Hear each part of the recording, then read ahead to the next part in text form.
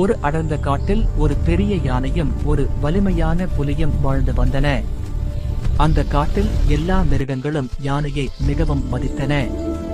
காரணம் அது அமைதியாகவும் யாருக்கும் தீங்கு செய்யாதவனாகவும் இருந்தது. ஆனால் புலி மிகவும் அகந்தையுடன் நடந்து கொண்டது. தன் வலிமையை பெருமைப்படுத்தி மற்ற மிருகங்களை பயமுறுத்துவதை வழக்கமாக கொண்டிருந்தது. ஒரு நாள் கடும் வறட்சி ஏற்பட்டது. காட்டில் இருந்த குளங்கள் எல்லாம் வற்றிவிட்டன. மிருகங்கள் எல்லாம் தண்ணீருக்காக தவித்தன. யானை தினமும் தூரத்தில் உள்ள ஒரு சிறிய குளத்திற்கு சென்று தண்ணீர் குடித்து வந்தது. அந்த குளம் எங்கு இருக்கிறது என்று யாருக்கும் சொல்லாமல் இருந்தது. காரணம், எல்லோரும் ஒரே நேரத்தில் சென்றால் தண்ணீர் சீக்கிரம் வற்றிவிடும் என்று அது பயந்தது.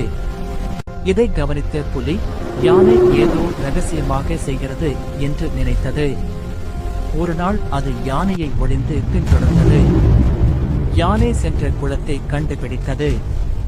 அடுத்த நாள் புலி எல்லா மிருகங்களையும் அழைத்து அந்த குளத்துக்கு கொண்டு வந்தது. ஒரே நேரத்தில் பல மிருகங்கள் தண்ணீர் குடித்ததால் குளம் வேகமாக ஆரம்பித்தது. மிருகங்கள் மகிழ்ந்தாலும் சில நாட்களில் அந்த குளம் முழுவதும் வற்றிவிட்டது. இப்போது எல்லோருக்கும் தண்ணீர் இல்லாமல் துன்பம் ஏற்பட்டது. அப்போதுதான் புலி தன் தவறை உணர்ந்தது. யானை ஏன் ரகசியமாக வைத்திருந்தது என்பதை புரிந்து கொண்டது. புலி யானையிடம் வந்து மன்னிப்பு கேட்டது.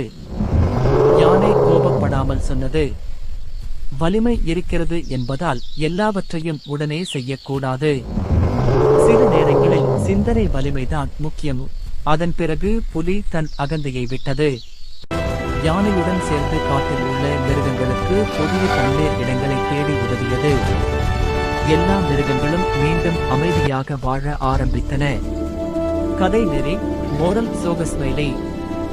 வலிமை மட்டுமல்ல, அறிவும் பொறுமையும் சேர்ந்தால்தான் உண்மையான